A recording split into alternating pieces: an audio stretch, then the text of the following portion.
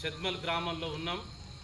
ఈ ప్రాంతంలో గత 50-60 సంవత్సరాలకు పైగా సాగు చేస్తున్నటువంటి పోడు భూములకు పట్టాలు ఇవ్వడం లేదు, ఇస్తామని సర్వేలు చేసి తీసుకుపోతున్నారు, సతాయిస్తున్నారు.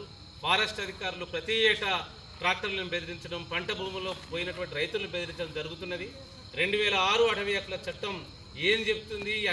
ఈ చట్టంలో ఉండేటటువంటి అధికారులు అమలు చేయకుండా లేదా ఈ ప్రభుత్వాలు అమలు చేయకుండా ఎందుకు సతాయిస్తున్నారనేటువంటి విషయంలో అఖిల భారత ప్రగతిశీల వ్యవసాయ కార్మిక సంఘం ఈ ప్రభుత్వాన్ని, ఈ అధికారులు ప్రశ్నిస్తూ ఉన్నది.